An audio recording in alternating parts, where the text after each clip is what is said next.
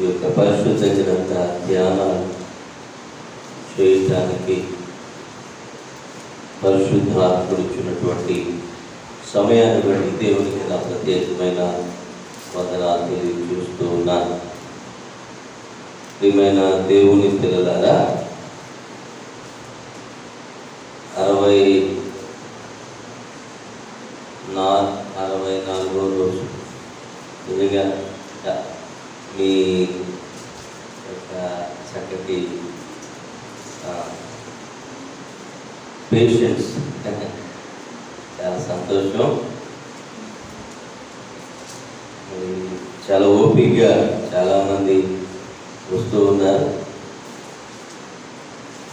నిజంగా అది యోహాను గారు ఒక అడ్వెంచర్ చేసినట్టు ఏం అనుమానం.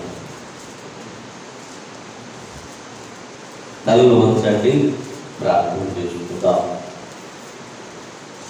మహోన్నతుడా, మీ ఘననామాన్ని బట్టి మీకు వందనాలు చెల్లిస్తూ ఉన్నా.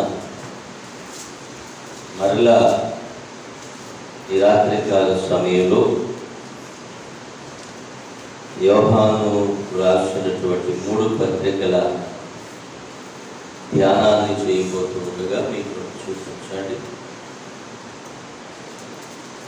సరి అయిన రీతిలో అర్థం చేసుకునే పరిశుద్ధాత్మని జ్ఞానాన్ని మాకు దయచేయండి.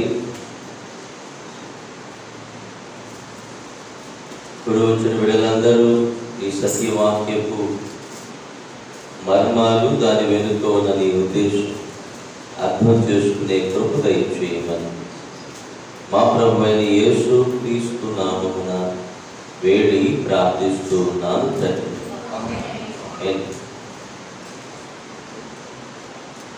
ఈ యోహాను రాసినటువంటి మొదటి పత్రిక,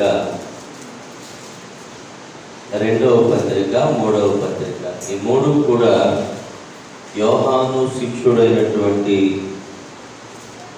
యేసు క్రీస్తు శిష్యుడైనటువంటి యోహాను రాసినటువంటి ఇది ఈ మొదటి, 2వ, 3వ యోహాను పత్రికలు. ఈ 3 కూడా మొదటి యోహాను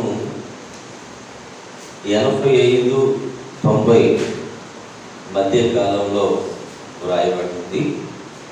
మిగిలిన 2 అంటే 2వ యోహాను, 3వ యోహాను ఇంచుమించు అదే కాలంలో ఎఫెసీ నుంచి వ్రాయబడ్డాయి. 3 పుస్తకాలకి యోహానే గ్రంథకర్త. పరిశుద్ధ గ్రంథంలో 2 యోహానులు ఉన్నారు ప్రాముఖ్యంగా క్రొత్త నిబంధనలో. ఒకరు బాప్తిస్మం ఇచ్చే యోహాను, 2వ యోహాను యేసు ప్రభు శిష్యుడు లేక అపోస్తలుడైనటువంటి యోహాను. అపోస్తలుడైన యోహాను ఈ పుస్తకాన్ని రాశాడు. ఈ 3 పుస్తకాలు కూడా, అంటే ఈ 3 పుస్తకాలు ఇతరే రాశాడు.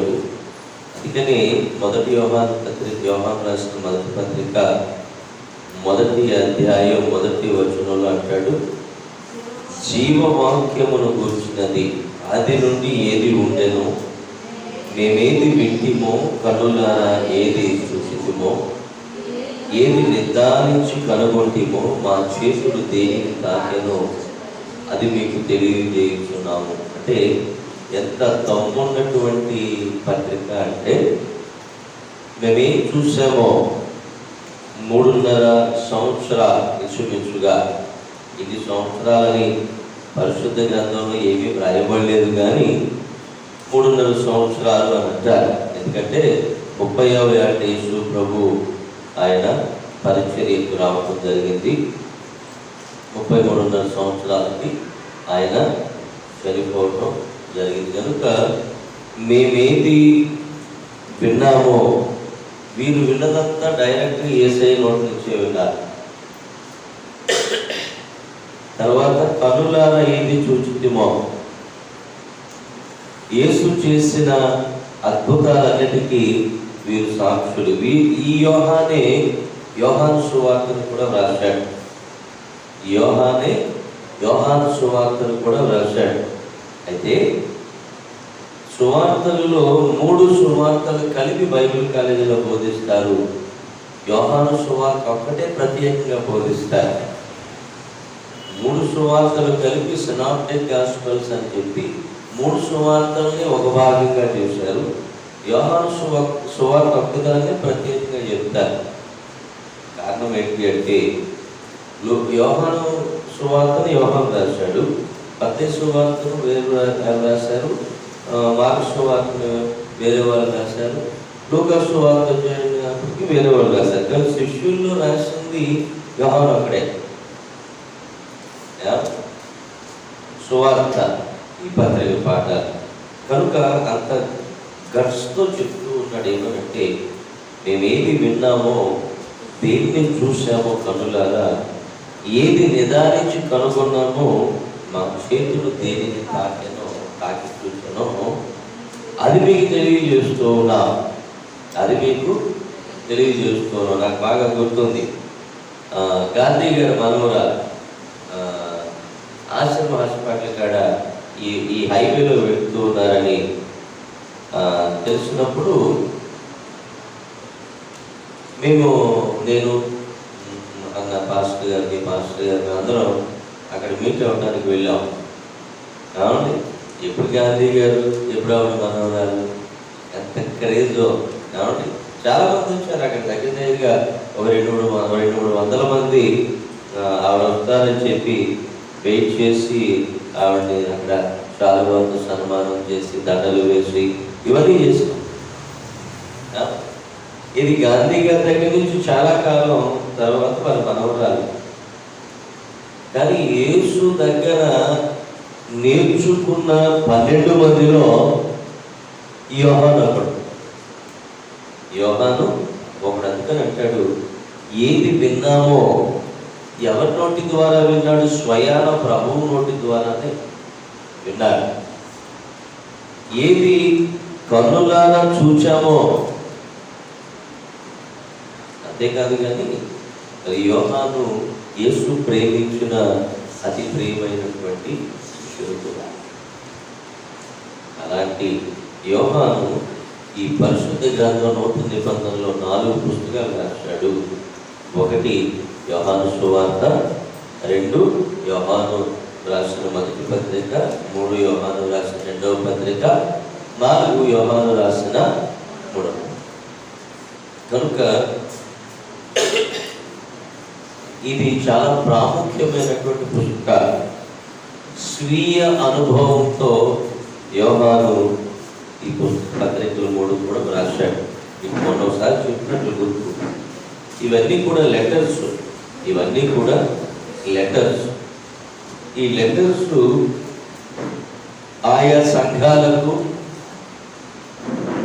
ఆయా ఊర్లలో ఉన్నటువంటి పెద్దలకు సంబోధిస్తూ వ్రాయబడినవి. యోగక్షేమాలు తెలుసుకుంటూ, ఏమైనా సమస్యలు కనుక వీరి వరకు వస్తే ఆ సమస్యలకు పరిష్కారాన్ని కూడా ఇస్తూ రాశారు. అంటే ఇప్పుడే కాదు, అప్పుడు కూడా ఎవరో ఒకరు చెప్పేవారు ఉండేవారు. ఇక ఫలానా సంఘంలో ఇలా జరుగుతుంది. పౌలు కూడా చాలా పత్రికల్లో రాస్తూ, మీలో జాగ్రత్వం ఉన్నదని నేను, మీరు ఒకరికొకరు మేము పేతురోలు అని కొంతమంది అంటున్నారు, మేమేం పౌరోలు అని కొంతమంది అని బ్యాచులుగా విడిపోయానని నేను విన్నాను, అవి మానేయండి. ఏమండి, ఇంకా కొంతమంది మీలో విధవరాలను చాలా చిన్న చూపు చూస్తున్నారని నేను విన్నాను. ఈ మాటలన్నీ ఉన్నాయి, చూశారు. అంటే అప్పుడు కూడా సమాచారాన్ని కొంతమంది చెప్తూ ఉండేవారు. దాన్ని ఆధారం చేసుకుని వారిని కూడా వారి తప్పులు సరిదిద్దుకోవడానికి ఈ పత్రికలు అనేవి వ్రాయబడ్డాయి. అలాంటి పత్రికల్లో యోహాను రాసినటువంటి 3 పత్రికలు కూడా ప్రాముఖ్యమైనటువంటి పత్రికలే. ఈ మొదటి యోహాను పత్రిక వ్రాయబడిన ఉద్దేశం కనుక మనం గమనిస్తే, క్రీస్తుతో సహవాసం కలిగి అబద్ధ బోధల విషయంలో అప్రమత్తంగా ఉండాలి. క్రీస్తుతో సహవాసం కలిగి అబద్ధ బోధకుల విషయంలో అప్రమత్తంగా ఉండాలి. ఇవి యోహాను మొదటి పత్రికల్లో తెలియచేస్తున్నటువంటి ఉద్దేశం. ఈ దినాన అనేకమైనటువంటి అబద్ధ బోధలు, వాక్యంలో లేని బోధలు ఈ దినాన క్రైస్తవ సంఘంలో ప్రవేశించాయి. వాక్యానుసారం కాని బోధలు నేటి క్రైస్తవ సంఘంలో మనం వింటూ ఉన్నాం. కాబట్టి నేటి క్రైస్తవ సంఘంలో ఎన్నో అబద్ధమైనటువంటి బోధలు వచ్చేసాయి. కాబట్టి కనుక వాటన్నిటి విషయాలలో కూడా మీరు జాగ్రత్త కలిగి ఉండండి అంటారు. ఇదే అబద్ధ బోధల విషయంలో పౌలు అంటాడు, పౌలను నేను తెలియచెప్పున్నది ఏమనగా, ఇప్పుడు నేను మీకు ప్రకటించిన సువార్త గాక మరలా నేనే వచ్చి వేరొక సువార్తను ప్రకటించినా మీరు నమ్మొద్దు అంటున్నాడు. అంటే పౌలు వచ్చి వేరొక సువార్త ప్రకటిస్తాడా? చెప్పండి. పౌలు వచ్చి వేరొక సువార్త ప్రకటిస్తాడా? ఏమో అపవాదం మార్చేయచ్చు, అవకాశం ఉంది. అందుకే అంటాడు, ఇప్పుడు నేను చెప్పిన ఈ సువార్త కాక మరలా నేనే వచ్చి వేరొక సువార్త చెప్పినా మీరు నమ్మద్దు. ఇదే కరెక్ట్. నాకు తెలిసి నేను సేవకు 87వ సంవత్సరంలో వచ్చాను. బైబిల్ కాలేజీకి మొట్టమొదటిగా నేను వెళ్ళింది 87. 90 వరకు బైబిల్ కాలేజీలో, దైవాభిమాని గారి బైబిల్ కాలేజీలో పీటీహెచ్ చేసి 92 వరకు ఇంటర్మీడియట్ చదివి నాన్నగారు చనిపోవడాన్ని బట్టి ఆఫీస్ పనులు వాటి గురించి ఆగిపోయి, ఆ తదుపరి 92లో మద్రాసు వెళ్ళిపోయి అక్కడ సిరంపూర్ పీటీహెచ్ చదివి మరలా వచ్చి అదే దైవాభిమాని గారి బైబిల్ కాలేజీలో ఫ్యాకల్టీగా, అకాడమిక్ డీన్గా పనిచేస్తూ మరలా హైదరాబాద్ వెళ్ళి బీడీ చదువుకుని వచ్చాను. నేను సేవకు వచ్చిన ప్రారంభ దినాలలో సంఘాలలో ఆరాధన అనేది లేదు అసలు. ఈ దినాన చాలా సంఘాల్లో, మరి మీరు జరుపుతున్నారో లేదో నాకు తెలియదు, చాలా సంఘాల్లో ఆరాధన అనే ఒక క్రొత్త అంశాన్ని అనేకులు చేర్చుకున్నారు. వారు ఏ స్థాయికి వెళ్ళారు అంటే, ఫలానా సంఘంలో ఆరాధన జరుగుతుంది, మరి ఇప్పుడు చేసేది ఇది ఆరాధన అంటాం, దీని ఆరాధన అంటారా, దీని ఆరాధన అంటాం. అంటే లేచి నిలవబడి పాటలు పాడటాన్ని, లేచి నిలవబడి పాటలు పాడటాన్ని మళ్ళా ఆరాధనలో ఆరాధన అన్నమాట. చాలా సంఘాల్లో ఉంది. నా చిన్నతనంలో ఈ ఆరాధనలు ఏ సంఘాలలో లేవు. ఈ ఆరాధనలు ఏ సంఘాల్లో కూడా లేవు. ఏమంటే ఇప్పుడు లేకపోతే అసలు అప్పుడు ఆరాధనలో ఏమైనా నడిపించునా ఆ పాట పాడతారా? పాడు. ఎల్రోయి ఈ ఊపు రావాలి. ఏ నడిపించు నానావా పరిశుద్ధ, అద్భుతమైన పాట కదా. నడిపించు నానావా మంచి పాట కదా. మరి ఆ పాట ఎందుకు పాడరు? కుతూహలం, ఆర్భాటం, ఈ ఊపు రావాలి. చూసారండి? అంటే మనం ఏం కోరుకుంటున్నామో నేటి సేవకులు కూడా దాన్ని ఇవ్వడానికి ప్రయత్నం చేస్తున్నారు. వారిని అనుకూలమైన బోధకులు, అనుకూలమైన బోధ అన్నారు. నుంచులు పాడిన అవే ఇన్స్ట్రుమెంట్స్. కాకపోతే నుంచున్నప్పుడేమో స్పీడ్ పాటు కావాలి, కూర్చున్నప్పుడేమో పరిశుద్ధ పరిశుద్ధ పరిశుద్ధ ప్రభువా కావాలి. ఈ ఆరాధన పెట్టేవారిని నేను ప్రశ్నిస్తూ ఉన్నా, ఏ నడిపించున్నానా ఎందుకు పాడరు? తప్పిపోయిన కుమారుని కూర్చుని పాట ఎందుకు పాడరు? ఈ స్పీడ్ పాటలు ఎందుకు పాడతారు? అప్పుడు కళ్ళు మూసుకోవాలి, అప్పుడు అటు ఇటు ఊగిపోవాలి, ఎవరి మీద ఎవరు పడతారో తెలియదు. ఈ ఆరాధనలో ఎందుకు మరి ఈ కొత్త విధానం? కొత్త విధానం మీరు బ్యాప్టిస్ట్ చర్చెస్ కానీ, సిఎస్ఐ చర్చెస్ కానీ, పెంటెకోస్టల్, ఆ పెంటెకోస్టల్లో లేనటువంటి విధానం తెలుసా మీకు? ఈ దినాన దానికి ఒక మంచి దైవజనులు కొంతమంది చెప్పే మాట ఏంటంటే, అపవాది వాడు పాపము చేయక ముందు ప్రభువు దగ్గర పరలోకంలో వాడెవరట? ప్రధాన దూత. ఆ ప్రధాన దూత కూడా వీడి ఏం చేసేవాడు అంటే సంగీత విద్వాంసుడు. ఎవరు? దేవదూత అయినటువంటి లూసిఫర్, ప్రధాన దూత. ఇతను ప్రభువు దగ్గర కోటాను కోట్ల దూతల క్వైర్ను పెట్టుకుని అక్కడ దేవుణ్ణి అనునిత్యము స్తుతించేవాడు. ఇప్పుడు వాడు భూమి మీద పడ్డాడు. నాకు ఇప్పటికీ మరి అందరూ అర్థం చేసుకుంటారో లేదో కానీ ఇలాంటివి పరిశుద్ధ గ్రంథంలో చాలా వచ్చేసాయి. అలాంటి వారి విషయంలో జాగ్రత్తగా ఉండండి, అప్రమత్తంగా ఉండాలి. కారణం ఏంటి అంటే ఏర్పరచబడిన వారిని సహితము అపవాది ప్రభువు నుండి దూరం చేసేస్తారు.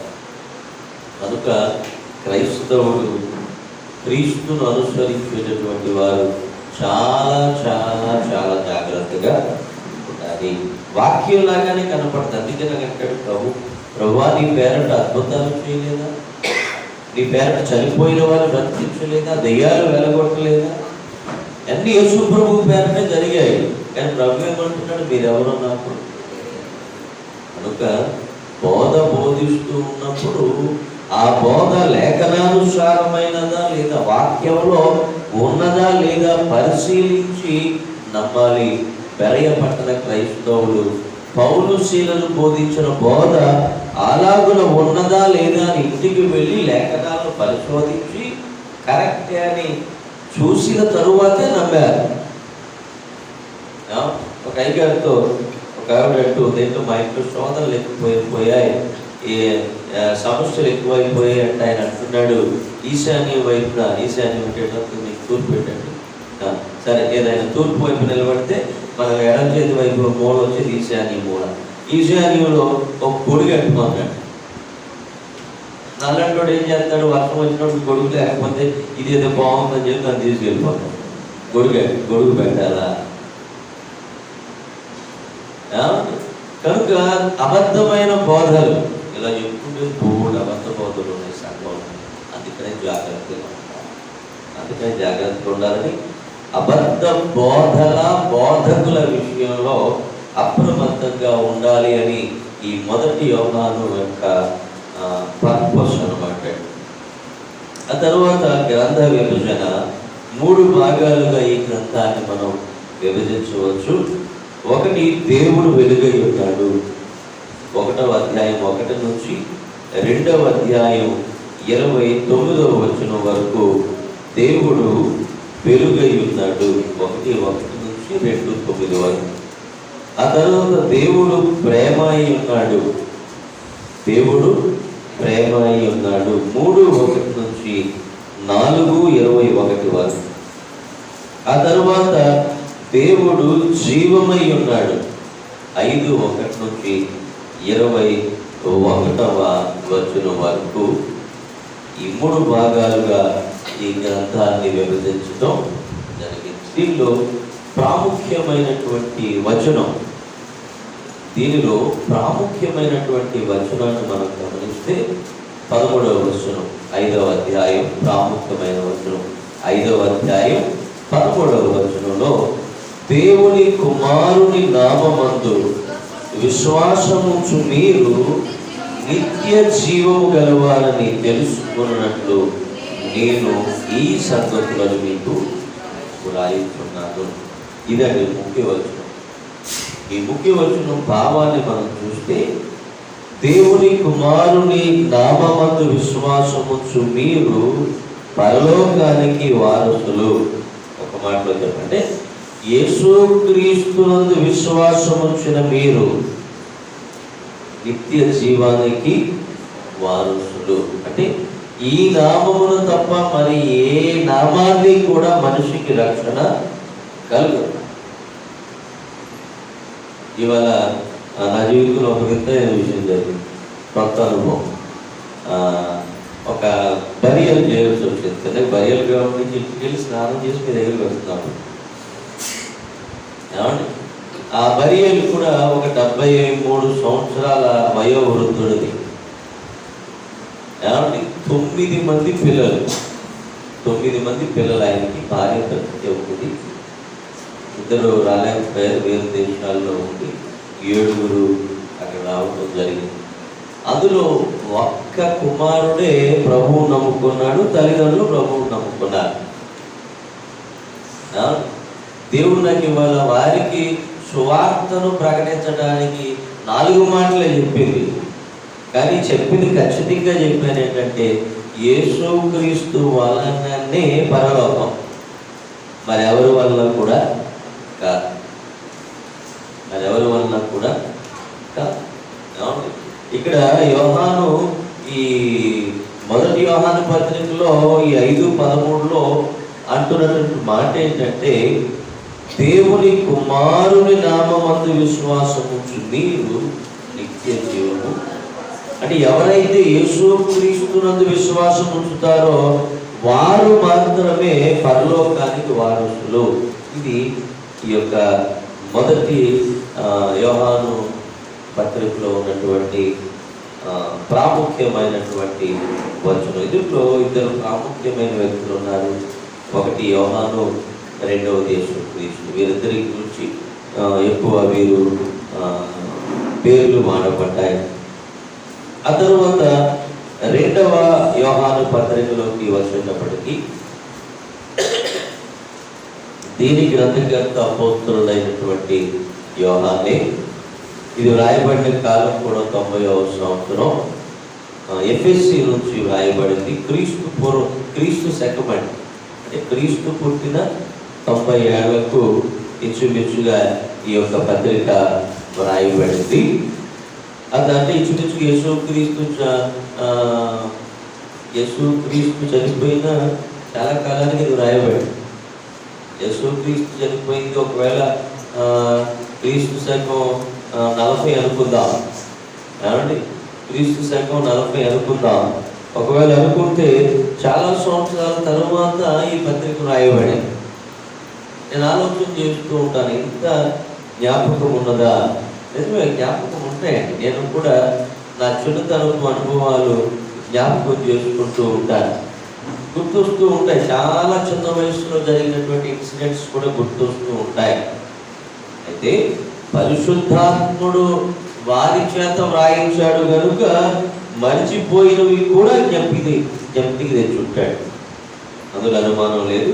కనుక దీని యొక్క పర్పస్ను మనం గమనించినప్పుడు యోహాను, అపోస్తలుడైన యోహాను రాశాడు.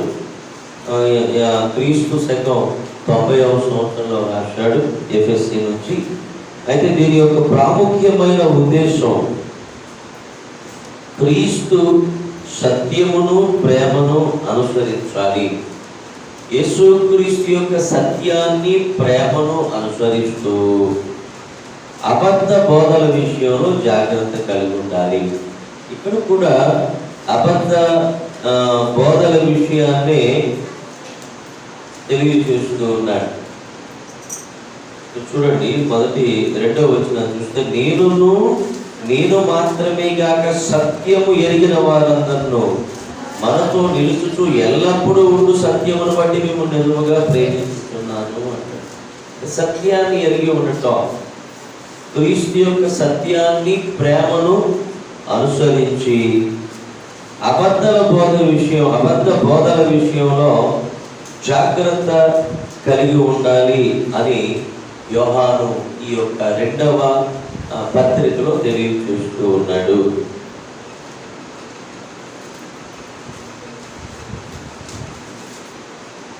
చూస్తే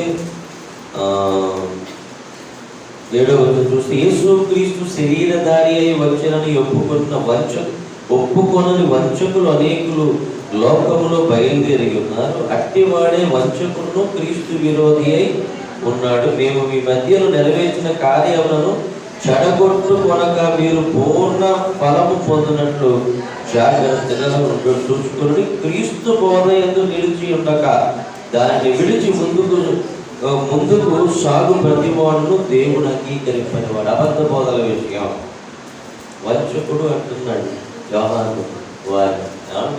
కనుక అబద్ధ బోధల విషయంలో జాగ్రత్త కలిగి ఉండాలి. ఇప్పుడు ఈ కాలంలో అబద్ధ బోధల విషయంలో జాగ్రత్త కలిగి ఉండటం అనేది అత్యంత ప్రాముఖ్యమైనది.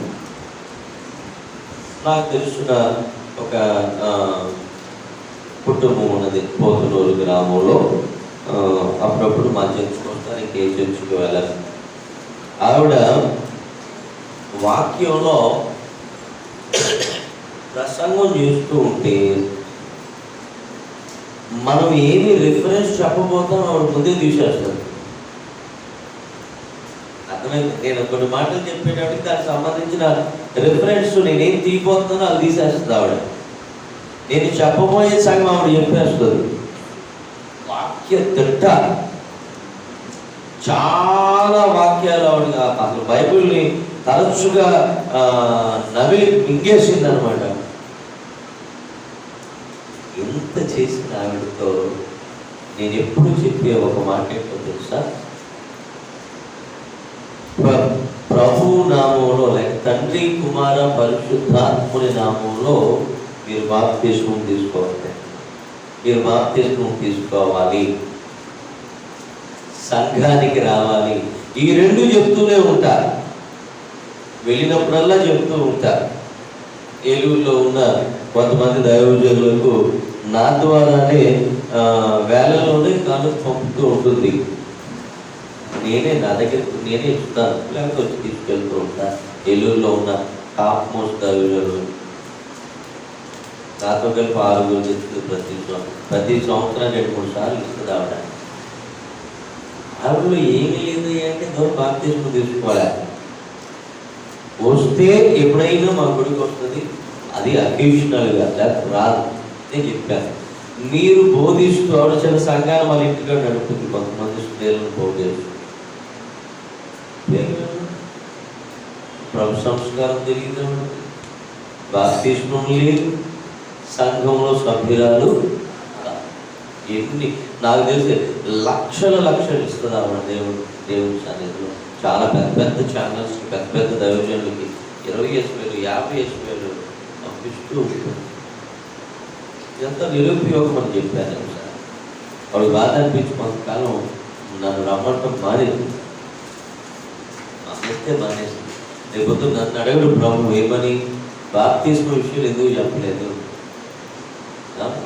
కనుక ఇలాంటి ఎవరో వచ్చి చెప్పారు ఆవిడకి, దాన్ని పట్టుకుని రోజు వెళ్తుంది అంతే తప్ప ఇది ఆవిడలో రక్షణ చూపడిన జీవిత విధానం మంచి భక్తిగా ఉంటుంది, అన్నీ బాగుంటాయి. బాప్తిస్మం అంటే ముందుకు రాదు, సంఘానికి రాదు, ఆరాధనకు రాదు. కొందరు మానుకొనుతున్నట్టుగా సమాజంగా కూడటం మానక ఆ దినం సమీపించడం మీరు చూసిన కొలది మరీ ఎక్కువగా ఆలోచించి ఒకరినొకరు పోలిపోలిన ఆలోచించమంటాడుగా ఎదురు పత్రిక 10 కనుక అబద్ధ బోధలు ఉన్నాయి, జాగ్రత్తగా ఉండాలి. ఏమీ పర్వాలేదు అంటారు. ఈ దినాల కొన్ని సంఘాల్లో వచ్చిన బోధ ఏంటి అంటే, మీరేమి ఇవ్వాల్సిన అవసరం లే, గుళ్ళో మీరేమి ఇవ్వాల్సిన అవసరం లే, అలా ఇవ్వండి మీకు ఇవ్వబడును అని ఉందిగా.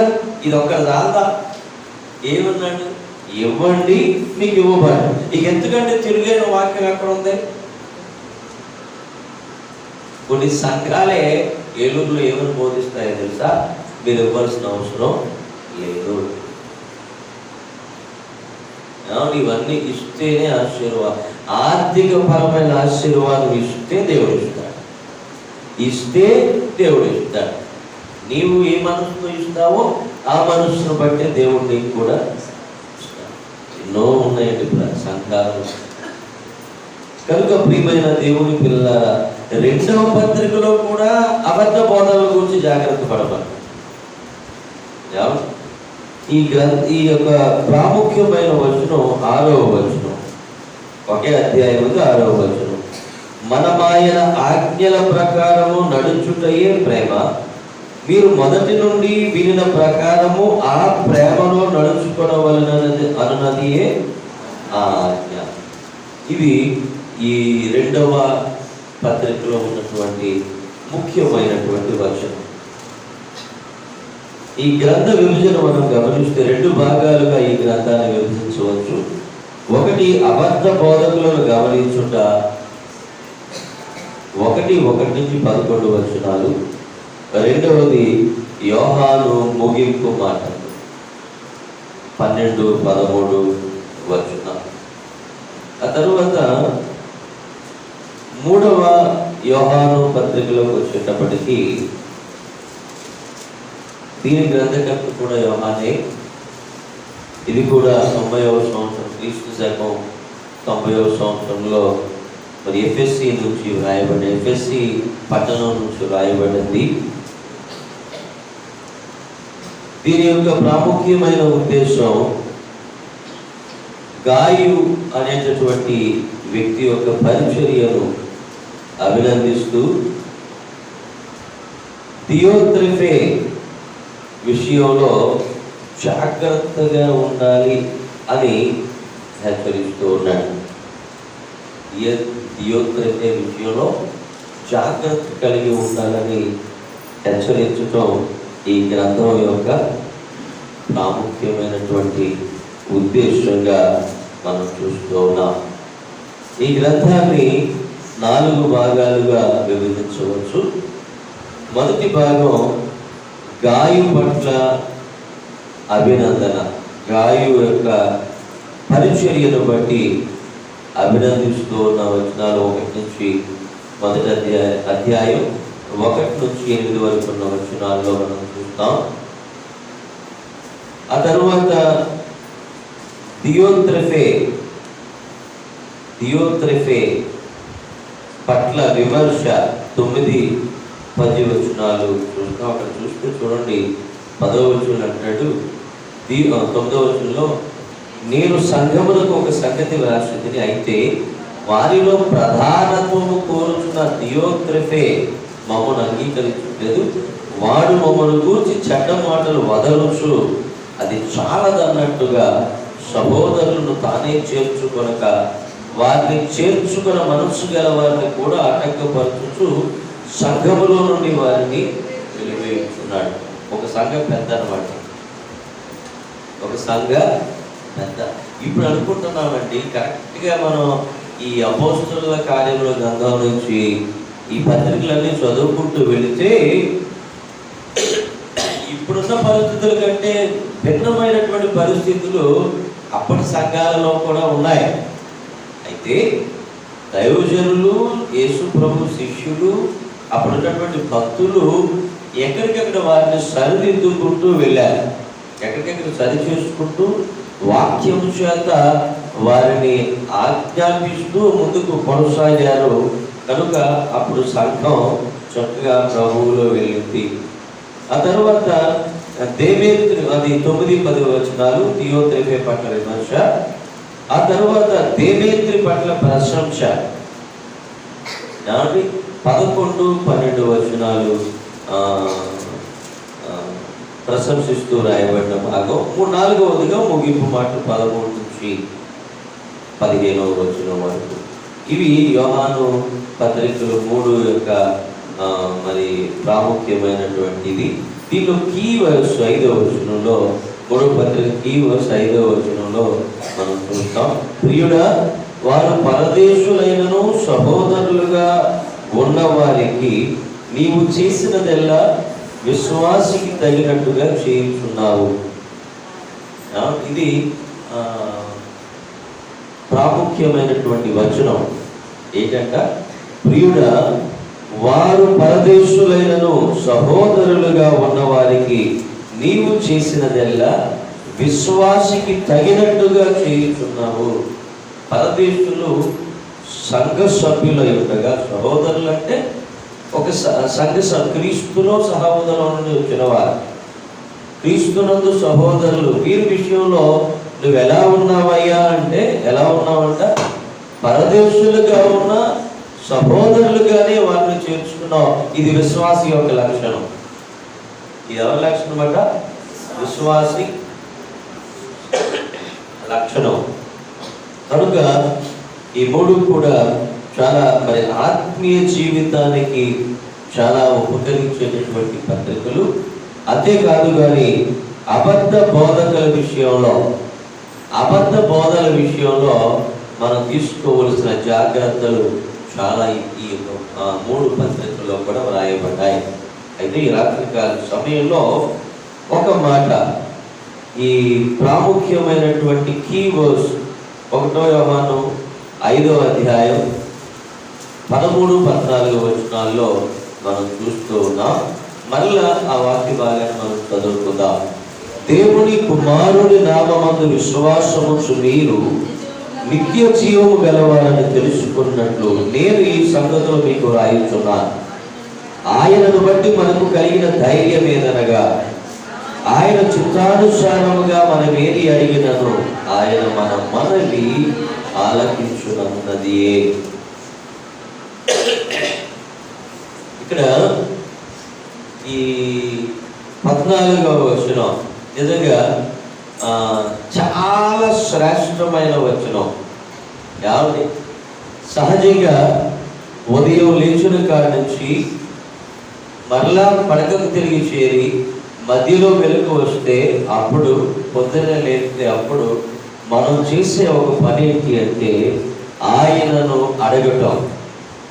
మన భాషలో ప్రార్థన చెప్తూ ఉన్నాం.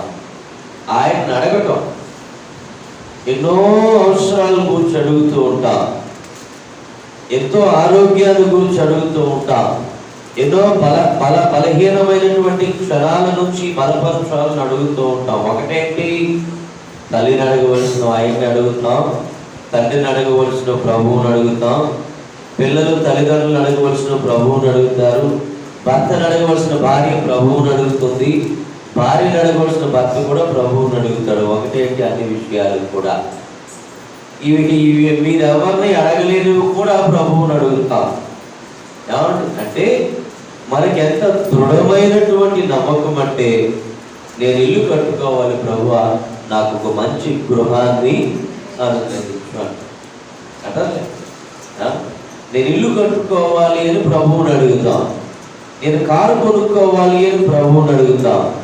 ఏమండి, లేకపోతే మంచి భార్య కావాలని ప్రభువుని అడుగుతాం, మంచి భర్త కావాలని ప్రభువుని అడుగుతాం, మంచి ఉద్యోగం కావాలని ప్రభువుని అడుగుతాం, మంచి భవిష్యత్తు కావాలని ప్రభువుని అడుగుతాం, మంచి ఆరోగ్యం కావాలని ప్రభువుని అడుగుతాం. నిజంగా ఎక్కడ మనకి అధికారం, ఆయన అడిగే అధికారం ఎక్కడి నుంచి వచ్చిందంటే ఈ వాక్యమే.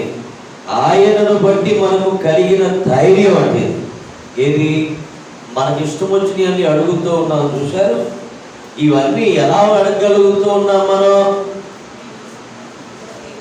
చాలా పెళ్ళిళ్ళు చేశారు, చేసినప్పుడల్లా ఒక ప్రమాణం చేయిస్తారు.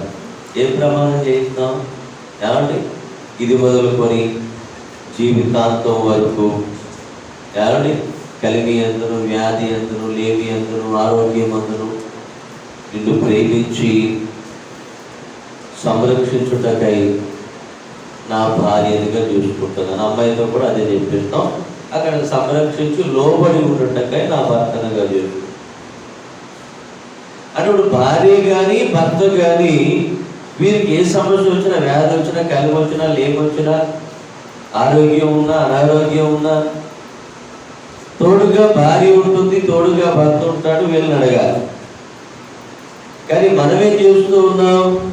అన్ని విషయాలు ప్రభువునే అడుగుతూ ఉన్నాం, అన్ని విషయాలు ప్రభువునే అడుగుతూ ఉన్నాం.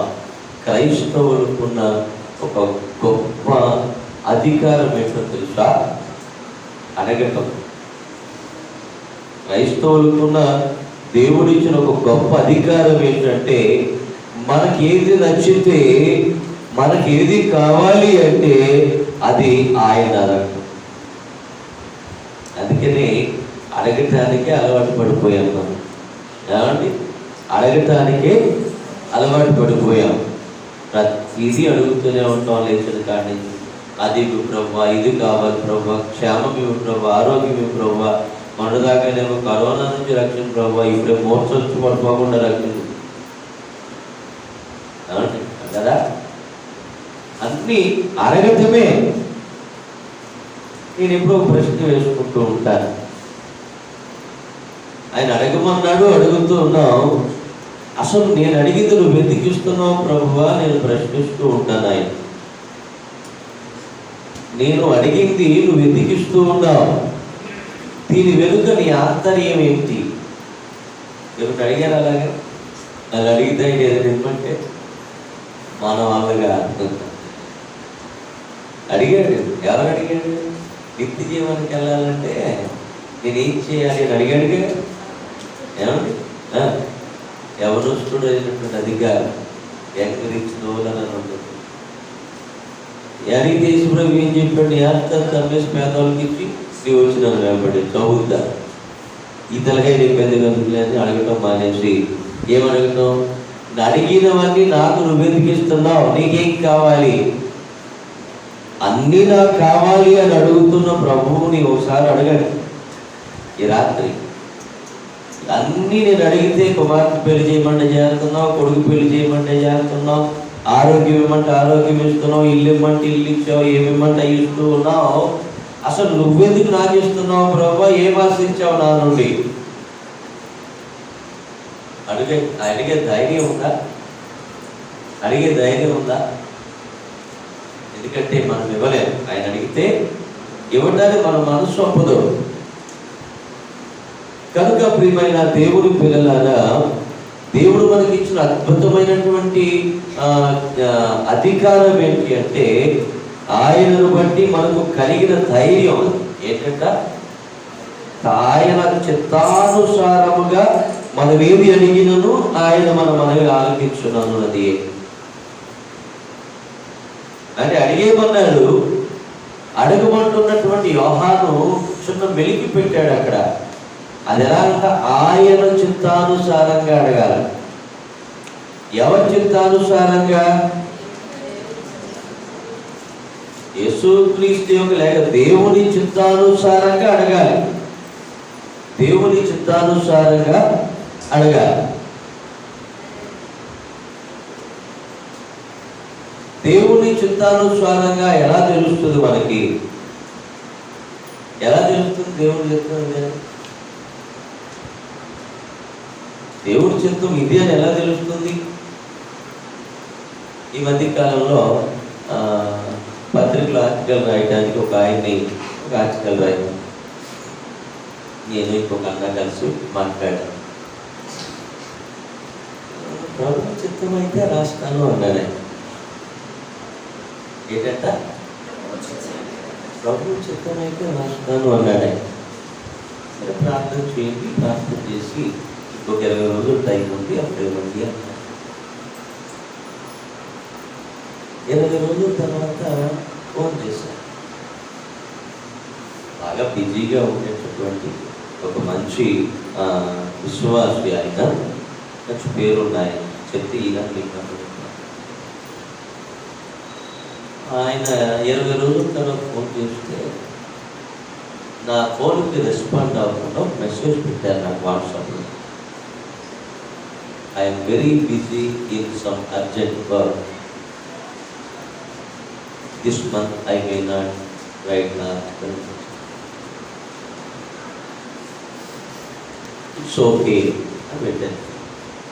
నేను చాలా అర్జెంట్ పనిలో ఉన్నాను, ఈ నెల రాయలేదు ఆర్టికల్ అంటే సరే అని పెట్టాను. ఆ వెరీ నెక్స్ట్ డే నా వాట్సాప్కి ఆయన ఆర్టికల్ వచ్చింది. ఆ వెరీ నెక్స్ట్ డే నా వాట్సాప్కి ఆయన రాసిన ఆ ప్రసంగం పంపించాను. అదే ఇప్పటికే అర్థం కాదా? అంటే దేవుని చిత్తమా కాదా? దేవుని చిత్తం కానిది ఒకటి చెప్పమంటారా? మనందరికీ తెలిసింది దేవుని చిత్తం కానిది ఇదే దేవుని చిత్తం అనుకుని మనం అడిగేసేది ఒకటి చెప్తాను జాగ్రత్తగా. అక్కడ గమనించండి, ఆయన చిత్తానుసారంగా మనం అయితే అడిగినా ఆయన ఇస్తాడు. ఏమండి? ఉదాహరణకి పెళ్ళిడికి వచ్చిన తర్వాత మన పిల్లలకి పెళ్ళి సంబంధాలు చూస్తూ ఉంటాం, పెళ్లి సంబంధాలు చూస్తూ ఉంటాం. అరే ఎవరో ఒకరి ద్వారా ఏదో ఒక సమాచారం వస్తుంది, మనం సమాచారం తెలుసుకుంటాం. ఈ దినాన వాట్సాప్లు ఇవన్నీ ఉంది, టెక్నాలజీ పెరిగింది కనుక ఫోటో అనేది చాలా కామన్ అయిపోయింది. ఇప్పటికీ ఫోటోలు ఇవ్వని వాళ్ళు ఉన్నారు తెలుసా? ఇప్పుడు కూడా అసలు వాట్సాప్ సెల్ ఫోన్, ఈ కెమెరా సెల్ ఫోన్ వచ్చి ఆండ్రాయిడ్ ఫోన్లు వచ్చిన తర్వాత ఫొటోస్ ఎవరు ఉపయోగపడుతున్నాడండి? వెళ్ళే వాళ్ళందరినీ ఫోటోలు తీసేయట్లేదా ఏమండి? ఇప్పుడు కూడా ఫోటోలు ఇవ్వని వాళ్ళు ఉన్నారు. ఇప్పటికి కూడా ఫోటోలు ఇవ్వకుండా ఒక పెద్ద ఆయన, ఒక రిటైర్డ్ మాస్టర్, 3 పిల్లలు ఉద్యోగాల్లో ఉండి కూడా పెళ్లి చేయలేకపోతున్నారు. ఆయన అడిగింది, నేను ఒక అడిగాను, నన్ను ఒక ఆయన ద్వారా నన్ను అప్రోచ్ అయినప్పుడు, please send your sons and daughter photo along with biodata అని అడిగాను. బయోడేటా పంపుతున్నాడు, ఫోటో పంపట్లేదు. ఏంటంటే వచ్చి డైరెక్ట్గా చూసుకుంటే బాగుంటుంది అంట. నేనే చూడలేదు. ఇప్పుడు నేను ఏదైనా మ్యాచ్ చూడాలి అంటే కనపడాలిగా, అమ్మాయి అబ్బాయి పక్క పక్కన పెట్టుకుని చూస్తే కాస్త హర్షించే విధంగా చూడాలిగా. మనం మ్యాచ్ ఎలా చూస్తాము అంటే ఈ బయోడేటా తెప్పించుకుంటాం, ఫోటోలు చూస్తాం, ఓకే అమ్మాయి ఎరగానే ఉంది, మన అబ్బాయి ఎరగానే ఉన్నాడు, మ్యాచ్ అయిపోయింది. సరిపడే ఎత్తులు ఉన్నారు, బాగానే సరిపోయింది. ఆ తర్వాత కిందకి వస్తాం, క్వాలిఫికేషన్ ఓకే, మనోడు ఎంటెక్, ఈ అమ్మాయి బీటెక్, మెకానికల్, పర్వాలేదులే. ఆ తర్వాత ఇంకొంచెం కిందకి వచ్చి అన్నదమ్ములు, తల్లిదండ్రుల చరిత్రలు ఇవన్నీ చూసిన తర్వాత సౌండ్, బరువు వెళ్తున్నారు, బరువు ఎంతంటే మనకు వచ్చే బరువు ఎంత ఇస్తారు, ఇవన్నీ ఆలోచన చేసిన తర్వాత ఈ మధ్య వ్యక్తికి చెప్తాం, మేము 10 రోజులు వస్తామని. అప్పుడు మోకాళ్ళు వెళ్తాం వెళ్ళేమో, ఏమని, ప్రభువా నీ చిత్తమైతే ఈ సంబంధాన్ని ఎవరికి ఇష్టమైంది ఇది? మనకి ఇష్టమయ్యి మన ఇష్టాన్ని దేవుని మీద రుద్దేస్తున్నావు అన్నమాట. అంతే కదండి. నీకు నచ్చాకేగా నువ్వు ప్రభువుని అడుగుతున్నావు. అది ఏమని ప్రార్థన చేయాలి? ప్రభువా నా కుమారునికి నీవు ఇవ్వాలనుకున్న సంబంధాన్ని, ఎందుకంటే మీరు అడిగిన వాటికంటేను, ఊహించిన వాటికంటేను ఉన్నతమైన వాటిని ఆయన ఇస్తాన్నాడుగా, అత్యధికమైనటువంటి వాటిని ఇస్తాన్నాడుగా. మరి నువ్వెందుకు లిమిట్ చేస్తావు? ఎందుకు నువ్వు లిమిట్లు పెట్టి అడుగుతావు ఎందుకు ప్రభువుని? అంటే దేవుని మీద మనకు నమ్మకం. మనం చూడాలి, తోమలాగా కళ్ళతో చూస్తే కానీ. చూసారండి, ఇది దేవుని చిత్తానుసారమైన ప్రార్థన కాదండి. ఇది దేవుని చిత్తానుసారమైన ప్రార్థన కాదు.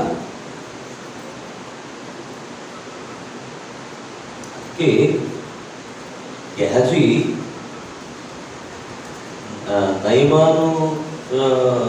నయమాను వ్యాధిగ్రస్తుడై లేక కుష్టి వ్యాధి కలిగి ఎలీషా దగ్గరికి వెళ్ళినప్పుడు, ఎలీషా గెహజీని పంపిస్తాడు కదా, శిష్యుడు పంపినప్పుడు వెళ్ళి యోర్దాను నదిలో మునగమన్నారు దైవజనుడు ఎలీషా గారు అని అన్నప్పుడు, ఈ గెహజీ అంటాడు, ఈ నయమాన్ అంటాడు, దైవజనుడు వచ్చి నాకు వ్యాధి ఉన్న ప్రదేశం మీద తన చెయ్యాడించి నన్ను బాగు చేస్తాడని నేను అనుకున్నాను. నువ్వెవడు అనుకోవటానికి?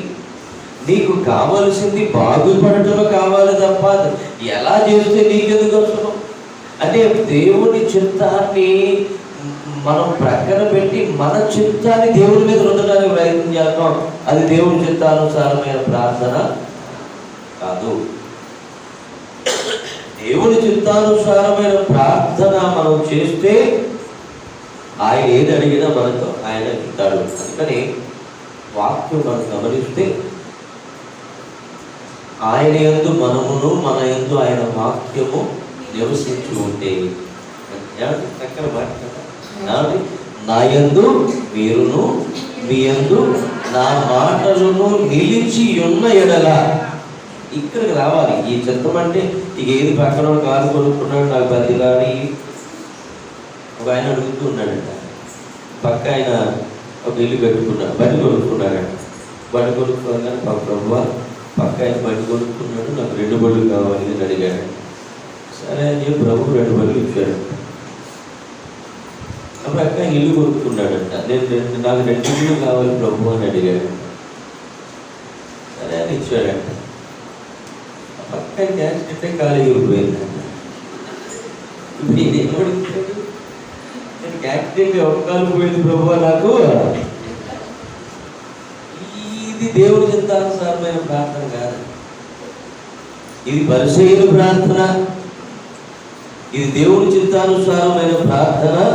అది మనకు తెలియకుండానే ప్రభువును శోధించేస్తూ ఉంటాం, మన ఇష్టాలు ప్రభువు మీద రుద్దేస్తూ ఉంటాం. మనకు నచ్చేసింది సంబంధం. ఇప్పుడు దేవుడు ఏమంటున్నాడు ప్రభువుతో, ప్రభు మీ చిత్తం అయితే నీకు ఇష్టమైపోయింది, మళ్ళీ ఆయన చిత్తంతో పని ఏంటి? ఇక్కడే అనేక కుటుంబాలు విచ్ఛిన్నమైపోతున్నాయంటే ప్రభువు చిత్తం ప్రకారం అడగలేకపోతూ ఉన్నాం. ఆయన చిత్తానుసారంగా మనం అడగాలి అంటే గ్రహించవలసిన సత్యం ఏంటి అంటే వాక్యం చూపించే అవకాశం లేదు. కానీ మరి పత్రికల్లో, పౌలు రాసిన పత్రికల్లో అంటాడు, మనము బలహీనులమై ఉండగా ఆత్మ మన పక్షంగా మనకి సహాయం చేస్తూ ఉన్నాడు. మనకు యుక్తముగా ఎలాగో అడగాలో మనకు తెలియదు కనుక పరిశుద్ధాత్ముడు మనలో ఉండి యోగ్యమైన ప్రార్థన చేస్తున్నాడట. ఏ ప్రార్థన చేస్తాడంటే ఎవరు ఉండాలట? మనకి యుక్తమైన ప్రార్థన మనం చేయాలి అంటే మనలో ఎవరు ఉండాలట? పరిశుద్ధాత్ముడు ఉండి మన పక్షంగా తానే విజ్ఞాపన చేస్తాడు.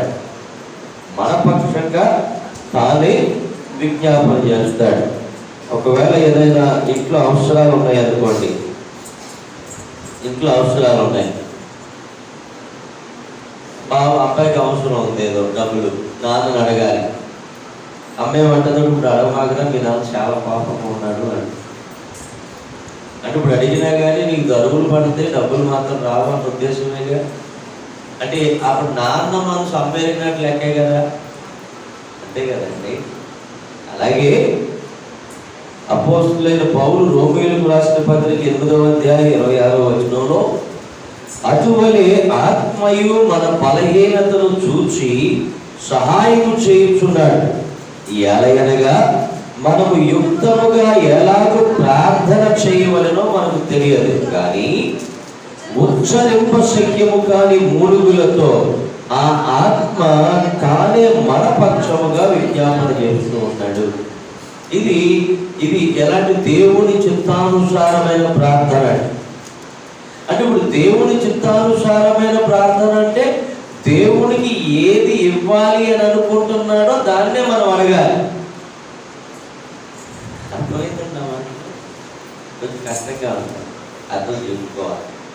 ఇప్పుడు నా కొడుక్కి ఇప్పుడు బట్టలు కొనాలి, పండగ కదండి, పండగ మరి దండగ లేకపోతే ఈ కరోనా టైంలో బట్టలు కొనాలి తప్పదుగా. మా అబ్బాయి ప్లాన్లు వేసుకుంటూ ఉన్నాడు.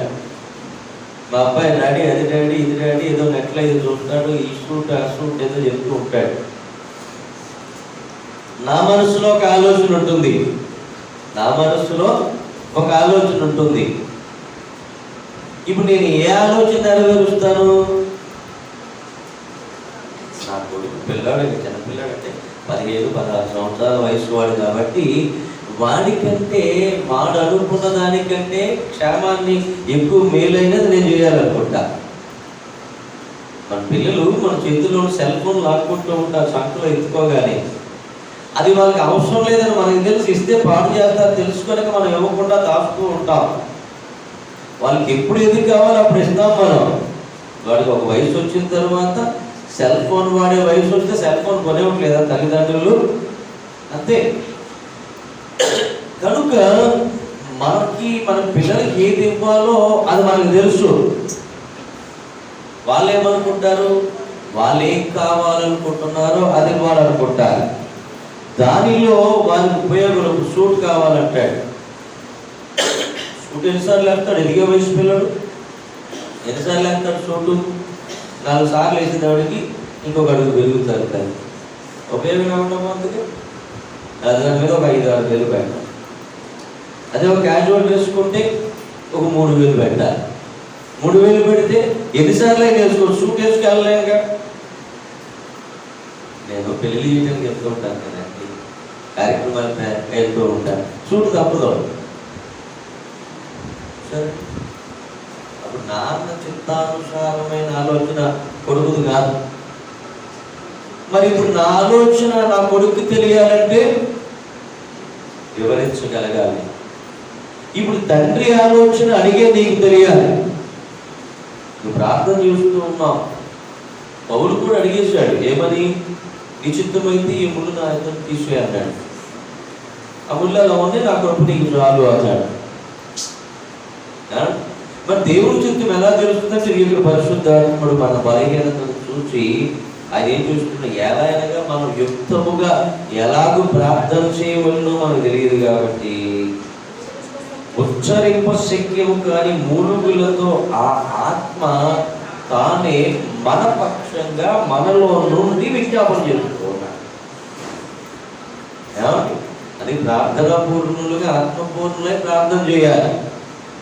ఏదో నిద్రపోతున్నట్టుగా ఇష్టానుసారంగా ప్రార్థన చేయడానికి లేదు. పరిశుద్ధాత్ముడు మనలో ఉండి మన పక్షంగా తండ్రికి విజ్ఞాపన చేస్తాడు. కారణం ఏంటి అంటే ఇక్కడ చక్కటి మాట, ఒక మాట ఉంటున్నాను 27. మరియు హృదయములను పరిశోధించువాడు ఆత్మ యొక్క మనస్సు ఏదో ఎరుగును, ఎలయనగా ఆయన దేవుని చిత్త ప్రకారము పరిశుద్ధుల కొరకు విజ్ఞాపన చేస్తున్నాడు. ఇప్పుడు చూడండి, తండ్రి, కుమార, పరిశుద్ధాత్మ ముగ్గురు క్రియాక దేవుడు మన దేవుడు. తండ్రి మనస్సు ఏంటో కుమారునికి తెలుసు, కుమారుని మనస్సు ఏంటో పరిశుద్ధాత్మనికి తెలుసు, పరిశుద్ధాత్మల మనస్సు ఏంటో తండ్రికి తెలుసు, తండ్రి మనస్సు ఏంటో పరిశుద్ధాత్మనికి తెలుసు. వీరి ముగ్గురి ఆలోచనలు తెలుసు, ఉద్దేశాలు తెలుసు, అన్నీ తెలుసు. ఇప్పుడు చాలా స్పష్టంగా దేవుని మనస్సు ఏంటో పరిశుద్ధాత్మకి తెలుసు. ఇప్పుడు పరిశుద్ధాత్ముడు మనలో ఉండి తండ్రి లేక దేవుడు మనకి ఏది ఇవ్వాలి అనుకుంటున్నాడో పరిశుద్ధాత్ముడు ముందుగానే ఎరిగినవాడు కనుక పరిశుద్ధాత్ముడి యొక్క సహాయాన్ని మనం తీసుకుని ప్రార్థన చేయడం మొదలు పెడితే తండ్రి మనస్సు ఎరిగినటువంటి పరిశుద్ధాత్ముడు మనలో ఉండి మన పక్షంగా మనకేది కావాలో ఆయన అడుగుతాడు.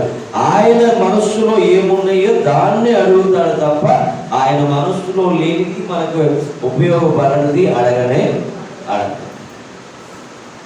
అర్థమయ్యా? అంటే తండ్రి మనస్సులో నాకు ఒక కారు ఇవ్వాలని ఉంది, నేనేమేమో అడుగుతూ ఉన్నాను. నాలో ఉన్న పరిశుద్ధాత్మనికి తండ్రి మనస్సులో కారు ఇవ్వాలి అన్న కోరిక ఉంది, ఇది తెలుసు. కనుక నాలో ఉన్న పరిశుద్ధాత్ముడు ఆయన ఏమడుగుతాడు? మన పక్షంగా ప్రభువా నాకు కారు కావాలి అని నీ నోట ఒకటి అడుగుతాడు. తండ్రి ఆలోచన కారు ఇవ్వాలనే కదా, అంతే. వెంటనే దేవుడి చిత్తానుసారమైన ప్రార్థన అవుతుంది, దేవుడు ఇస్తాడు. ఈ సత్యాన్ని గ్రహించలేమా? ప్రార్థన చేస్తున్నాడు, పరిశుద్ధాత్మకు అవకాశం ఇవ్వాలి. మనలో ఉండి మన పక్షంగా విజ్ఞాపన చేసేవాడు తండ్రి యొక్క మనస్సు ఎరిగిన వాడు పరిశుద్ధాత్ముడు. అలాగున మనం ప్రార్థన చేస్తే అది దేవుని చిత్తానుసారమైన ప్రార్థన అవుతుంది. మనం అనేకమైన అడుగుతూ ఉన్నాం, అడిగినవన్నీ పొందుకోలేకపోతూ ఉన్నాం. కారణం ఏంటంటే ఒకవేళ కొన్నిసార్లు ఆయన చిత్తాన్ని ఎరిగి ఉండకుండా ప్రార్థన చేస్తూ ఉన్నాం.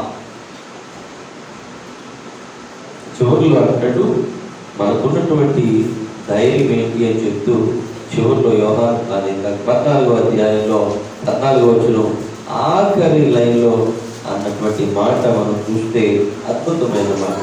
ఆయనను బట్టి మనకు కలిగిన ధైర్యం ఈ దినాన ఇప్పుడు చదువులు నేను జస్ట్ ఇక్కడికి వచ్చిన తర్వాత చదివిన మాట ఏంటంటే 100కి 100% నీటిని బట్టే ఇప్పుడు మోర్చపోతున్న ఈ వ్యాధుల శక్తి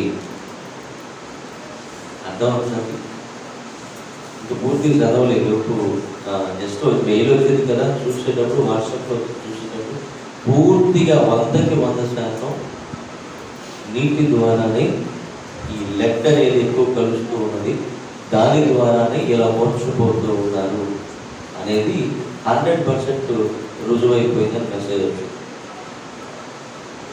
నిన్నటి దాకా ఇందాక వరకు నిజంగా ఒకవేళ కనపడేదానికి ఎదురు నిలబడేటట్టు మాస్కులు పెట్టుకోమన్నారు, శానిటైజర్ రాసుకోమన్నారు, సామాజిక దూరాన్ని పాటించమన్నారు. ఈ వ్యాధి నుంచి తప్పించుకోవడానికి ఈ 3 తప్పనిసరి. తెలిసింది తప్పించుకోవడానికి. నిజంగా ఈ వ్యాధి బయటపడిన రోజున బయటికి రావడానికి భయం వేస్తుందండి. గాలిలో ఫోన్ వస్తుందో గాలిలోకి వస్తుందో తెలియట్లేదు. నీటిలోకి వస్తుంది, నీళ్ళు మానేసి తాగడం, దాహం వేసేస్తాం రాత్రి కాల సమయంలో. భయం వేసిందండి. ఏమి తెలియదు, ఏమవుతుందో తెలియదు. పక్క చెట్టు మీద నుంచి చర్చి మీద పడి నారింజకాయలు పడుతూ ఉంటాయి. పక్క చర్చు మాకు వెనకాల ఒక చర్చు, మా చర్చి మీద కొట్టే అవన్నీ చెట్టు. అలా కొట్టమంటే కొట్టరు, కాయలు మాత్రం మనకే కోసేస్తారు వాళ్ళు కూడా. దాహం వేసి రాత్రి నారింజకాయ ఒడుచుకుంటున్నాం. మన రాత్రి 6వ తారీఖు రాత్రి అండి. ఎందుకంటే 7వ తారీఖున చర్చి పాస్టర్స్ ఫెలోషిప్, క్రిస్మస్ ఆరాధన, ఫ్యామిలీ క్రిస్మస్ ఆరాధన రేపు ఉండాలిగా, పడిపోతాయటగా. ఇవాళ నీళ్ళు అన్నారుగా, అదో భయం. కానీ మనకున్న ధైర్యం ఏంటో తెలుసా? అలాంటి స్థితిలో కూడా ఈ వైరస్ నుంచి లేక ఈ మూర్ఛ వ్యాధి నుంచి నన్ను తప్పించు ప్రభువా అని ప్రార్థన చేస్తే ఆయన తప్పిస్తాడు. ఇది అద్భుతం కదా. అంటే ఈ డాక్టర్లు నో అని అన్నా, బ్రతకడు అని అన్నా, ప్రభువా నువ్వు నన్ను బ్రతికించు అని ఒక మాట ఆయన్ని హృదయపూర్వకంగా ఆయన చిత్తానుసారంగా మనం అడగగలిగితే మనం బ్రతుకుతాం. ఇదే మనకు ధైర్యం. నా మాట మీకు అర్థమయ్యాగా? డాక్టర్లు ఇంత పొద్దున తెల్లవారుజామున 4 గంటల నుంచి ఫోన్ వస్తుంది, 3:30 నుంచి, అన్నోన్ నెంబరు. ఆ టైంలో అన్నోన్ నెంబర్ సహజంగా రావు. నేను కూడా బాగా నిన్నటిగా మన కార్యక్రమంలో ఒత్తిడిలో ఉండి బాగా గొంతు పొంగిపోయి గొంతు జలుబు చేసిన ఇదంతా నా వల్ల అదొక సెట్ అని ఇవన్నీ వేసుకుని పడుతున్నాను. చూశాను కానీ నా వల్ల కాల్ రిసీవ్ చేసుకోవడం. 6:30కి ఫోన్ చేసి మళ్ళీ 10 కాల్స్ ఉన్నాయి అప్పటికే. అది నెంబర్ అవ్వద్ది అని చెప్పి ఫోన్ చేస్తే చెరువు మీద నుండి ఒక అమ్మాయి, చెరువుల మీద పోతున్న అవతల చెరువుల్లో లక్కల్లో నుంచి ఒక ఆవిడ ఫోన్ చేస్తుంది, అయ్యా శంకర్ నేత్రాలయంలో కంటి ఆపరేషన్ చేశారు, అంతా బాగుందని చేశారు, ఆపరేషన్ అంతా సక్సెస్ అయింది, కానీ నరాలలో ఎక్కడో రక్తం అడ్డుపడి చూపు రావట్లేదు, నెల అయిందంట 7వ తారీఖుకి. కంగారు పడిపోతుంది ఆవిడ. కంగారు, భయమేసేస్తుంది. మీరు ప్రార్థన చేయండి, నాకేదో మార్గాలు చూపించండి. ధైర్యంగా 43 ఏళ్ళ వయసు అంట ఆవిడ. ఎవరు నాకు తెలియదు. మా సంఘస్థులు నా ఫోన్ నెంబర్ ఇస్తే ఆవిడ. నేను ఒకటే చెప్పాను, మొదటిగా దేవునికి సమస్తము సాధ్యమని నమ్మమ్మా. సమస్తం సాధ్యమని నమ్ము. చనిపోయిన వారిని సహితము ఆయన లేవనెత్తినటువంటి వాడు. ముందు మనసు కుదురు చేసుకో, దేవుణ్ణి అడుగు. నేను ప్రార్థన చేస్తాను, ఈ పక్షంగా సంఘంలో ప్రార్థన చేస్తున్నాను. ముందు నువ్వు ధైర్యంగా ఉండు. నా ధైర్యం ఏంటో తెలుసా? అన్నాడుగా, ఇచ్చిన తర్వాత ఎట్లా వదులుతాం మనం? అడుగుడి నీకు ఇవ్వబడి అన్నాడుగా, ఇంక దీన్ని ఎట్లా వదులుతాం మనం? నీకు ఎలా అడగమన్నాడు? ఆయన చిత్తానుసారంగా అడగమన్నాడు. ఎట్లాగో ఆయన వాక్యానుసారంగా జీవించే పిల్లలమేగా. 11th అవర్లో ఆఖరి క్షణంలోనైనా నా దేవుడు నేను అడిగింది నాకు ఇస్తాడని నమ్మకం. అది ఆరోగ్యమైన, ఆస్తుతైనా, ఐశ్వర్యమైన, సంఘమైన, పరిచర్య అయినా, ఏదైనా ఆయన చిత్తానుసారంగా అడుగుతాం కనుక ఆయన ఇష్టం. నా ధైర్యం ఇదేనండి.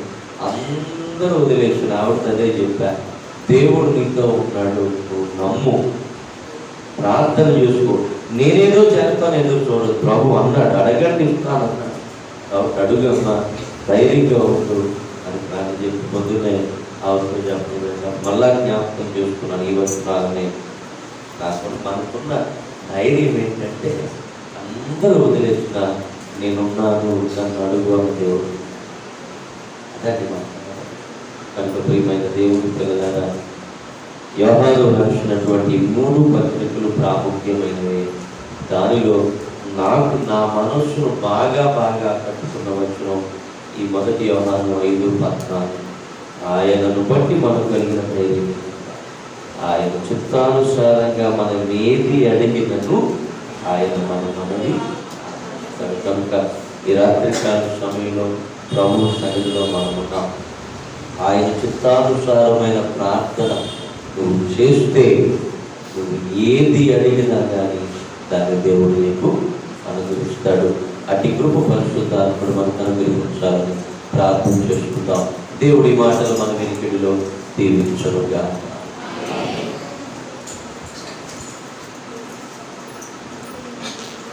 దేవునికి స్తోత్రం. హల్లెలూయా.